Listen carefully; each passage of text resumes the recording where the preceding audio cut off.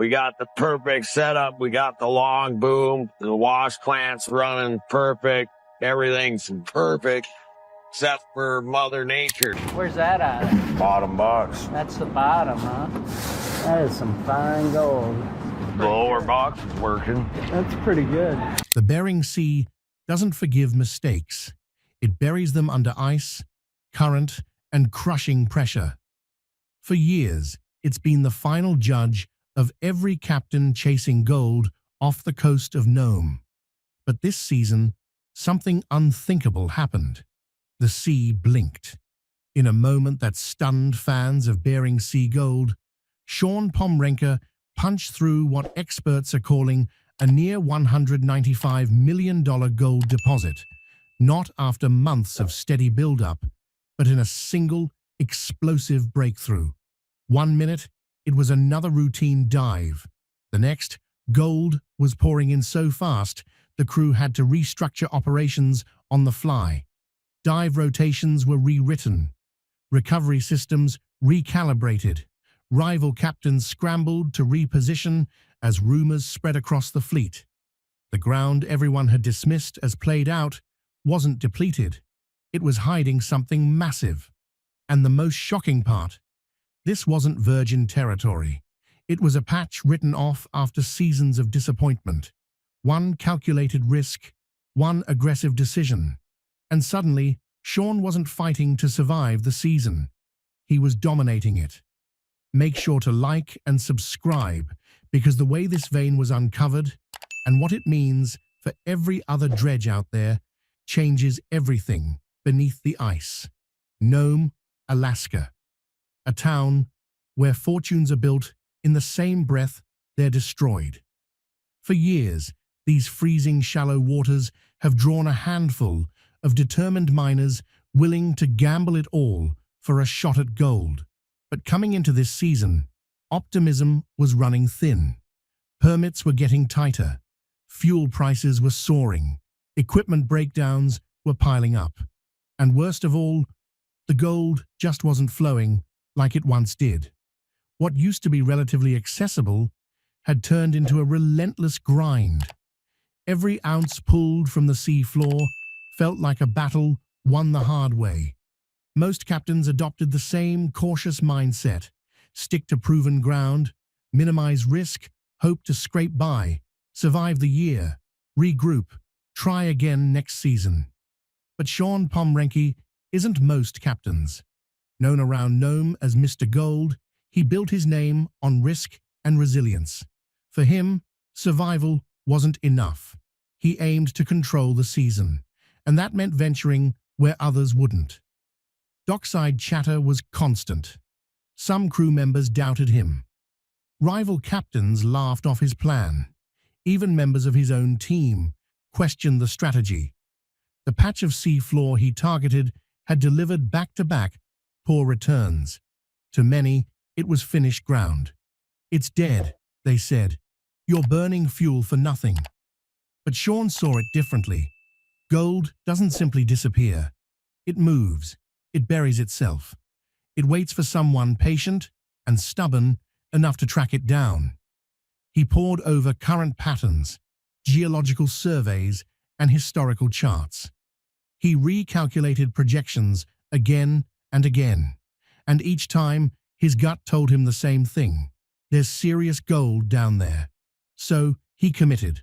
One final push. A gamble that could either rescue the season or sink it entirely. The Christine Rose powered up and headed toward the stretch of ocean others had abandoned. The weight on Shawn's shoulders was immense. His crew relied on him. His reputation was on the line. In the unforgiving world of Bering Sea mining, one failed season can erase years of progress. But pressure, to Shawn, has always meant possibility. The search began. The early days were punishing. The Christine Rose carved through steel-gray water beneath a sky that felt heavy and close. Divers dropped into cold darkness, their lights sweeping over a muddy, lifeless bottom. Hours turned into days. The returns were dismal: silt, rock, and the occasional fleck of gold barely worth noting. Morale started to fracture. Quiet doubts became heated conversations. Some crew members pushed to retreat before the losses deepened. Fuel levels were shrinking. Weather patterns were worsening. With every passing hour, the decision looked more reckless. On deck, Shawn barely spoke. He studied the sonar screens with relentless focus. He believed in his read, but even he felt uncertainty creeping in. What if the others were right? What if the gold was truly gone? Then, on the fourth day, everything shifted. The sonar picked up an anomaly. Not the smooth, empty floor they'd grown used to, but something dense, irregular, compact beneath layers of sediment. Shawn leaned in, heart pounding. "Put a diver down there, now." The crew sprang into motion. A veteran diver suited up and descended. On the monitors above, his camera flickered to life. For long, tense moments, all they saw was cloudy water and drifting debris. Then the beam of his light struck something solid. Gold.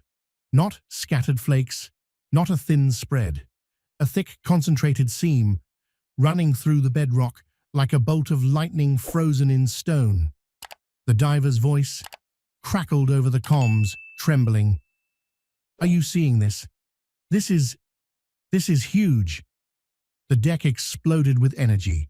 The same crew who'd been ready to abandon the mission were now shouting, faces lit with disbelief and adrenaline. At the center of it all stood Shawn, calm, calculating, already thinking ahead. This wasn't just a good find. This was the kind of discovery that redefines a season. Samples were hauled up, and their weight told the story instantly. Dense ore, laced with brilliant yellow metal. The concentration was extraordinary. Not just enough to turn a profit, enough to change futures. Preliminary estimates began rolling in. Conservative figures placed the deposit around $50 million. More optimistic projections pushed it beyond $195 million, and that was based only on the visible stretch. The vein extended past their equipment's reach, disappearing into deeper ground. For the first time in months, Shawn allowed himself a small, satisfied smile. His instincts had been right. The gold hadn't vanished, it had been waiting. But in Nome, news travels fast. And when something this big surfaces, it never stays secret for long. The secret didn't stay buried for long. In less than a day, everyone in Nome seemed to know. In a town that small, news doesn't trickle, it detonates. Maybe it was a careless comment over the radio. Maybe someone celebrated a little too loudly at the bar. Or maybe a rival captain with the right tech was eavesdropping on a channel he wasn't supposed to hear. However it happened, the message spread fast. Shawn Pomrenke had hit something massive. The response was instant. Dredges that had been comfortably working distant claims suddenly changed course. Within days, the waters around the Christine Rose were crowded. Rival boats edged as close to Shawn's boundary lines as the law would allow, and sometimes a little closer than that. Then the drones showed up. They hovered low over the operation, cameras pointed at the deck, the equipment, the coordinates, anything they could capture. Shawn's crew chased them off again and again, but they kept returning, circling overhead like scavengers. The airwaves turned electric. Encrypted chatter crackled between captains and investors. Shawn's tech managed to intercept part of a transmission, and what they heard froze the mood on deck. Pomrenke found the chamber, locked down the data, secure the claim. This wasn't competition anymore. It was a battlefield. Captains who had been satisfied scraping by on modest ground were now filing aggressive claim adjustments and legal challenges, hoping to carve out a piece of Shawn's discovery. Attorneys got involved, permits were dissected, paperwork flew, Nome's gold bureaucracy roared to life. But the most dangerous threat wasn't buried in legal documents. It was floating just beyond the claim markers. One rival captain, known for pushing limits and ignoring ethics, began tailing the Christine Rose openly. His dredge lingered just outside Shawn's boundary, engines idling, waiting for the smallest opening. The mood on board shifted fast. The celebration evaporated, replaced by suspicion. Who was loyal? Who might be leaking information? Paranoia crept in where excitement had been, and the pressure on Shawn multiplied. He wasn't just mining anymore, he was defending a fortune. Even the sea seemed to turn against him. Storm systems rolled in with little warning. Equipment started failing at the worst possible moments. Dive conditions grew harsher, colder, more unpredictable. It felt like the Bering Sea had handed over its treasure and now wanted something in return. Late one night, Shawn stood alone on deck, staring into the black water. In the distance, rival dredges glowed against the horizon, like watchful eyes. He understood what this strike had done. It made him the most powerful operator in Nome, and the biggest target. Backing down wasn't an option, not now. So he made a decision that would raise the stakes even higher. Speed everything up. Dive rotations doubled. Crews ran in non-stop shifts. New pumps and upgraded dredging systems were flown in from Anchorage at staggering cost. Caution was a luxury they couldn't afford. Every delay meant giving competitors time to maneuver. The workload became brutal. Divers dropped again and again into freezing darkness, pushing their endurance to the edge. Exhaustion set in. Small errors started happening. A pump malfunction flooded part of the system. One diver became entangled and had to be hauled up in a tense, heart-pounding recovery. But through it all, the gold kept coming. Load after load of ore surfaced, each batch heavier than the last. The concentration was almost unreal. This wasn't just a productive claim, it was exceptionally rich, a density of gold rarely seen in modern operations. Every test confirmed it. This was a once-in-a-generation strike. Back in Nome, the ripple effects were immediate. Suppliers who had been struggling suddenly couldn't keep up with demand. Bars filled with crews celebrating bonus checks. Real estate agents fielded calls from investors eager to ride the wave. Money was flowing again. One dredge drifted too close to the boundary line, and the radio lit up with shouting. Accusations flew back and forth. Threats followed. For a tense moment, it felt like the situation could spiral. Shawn responded the way he always did. Calm, methodical, strategic. Every encroachment was documented. Formal complaints were filed. Boundaries were reinforced. He made it clear he would protect his claim, using every legal tool available. But as the excavation pushed deeper, something unexpected emerged. Behind the rich gold seam, divers began noticing formations that didn't look natural. At first, they assumed it was odd geology. Then the patterns became undeniable.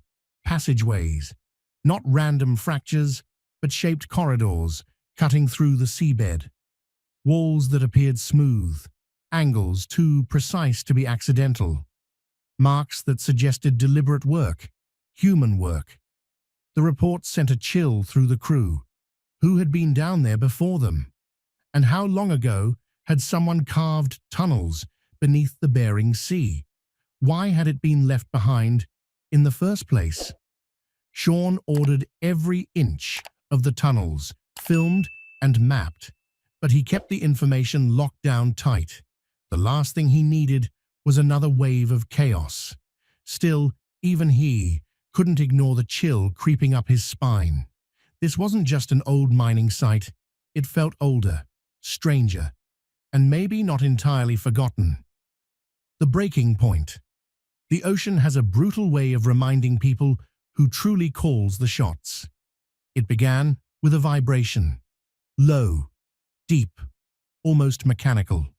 A hum that traveled through the hull of the Christine Rose, settling into the bones of everyone on board. Divers were the first to report it. They said it was coming from the cracks in the rock, from somewhere far beneath the excavation. Monitoring equipment lit up soon after. Strange acoustic spikes, frequencies with no identifiable origin. The crew shifted uneasily. Some whispered about omens. Others blamed faulty instruments. But the sound didn't fade. It intensified. Then the sea turned. A storm surged in with barely a warning.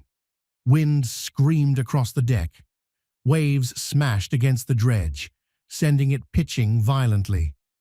The Christine Rose fought to maintain position as the storm tightened its grip. Operations were halted immediately.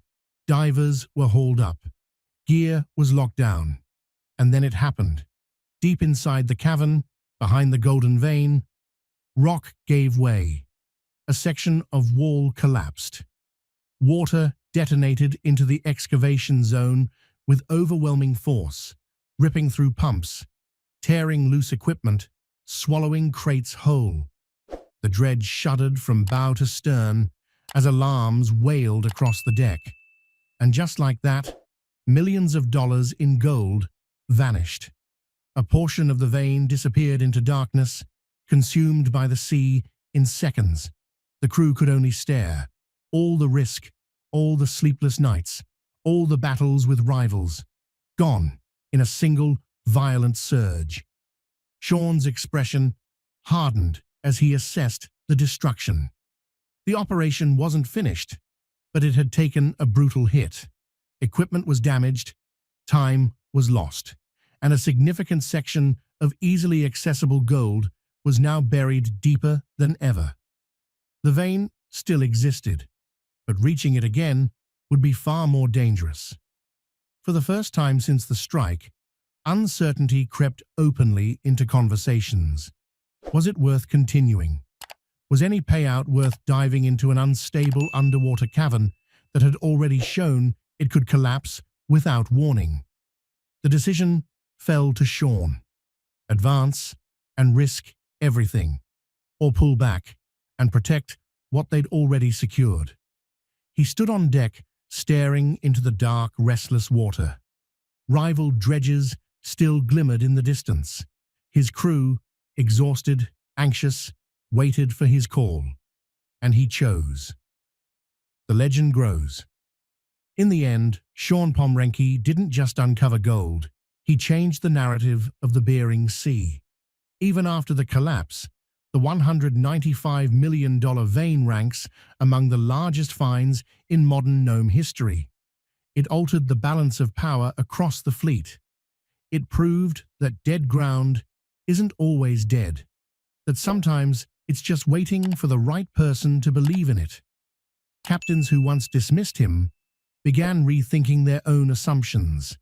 Abandoned claims were revisited. Old survey maps were pulled back out. A new rush quietly ignited beneath the ice. But for Shawn, it was never only about the dollar figure.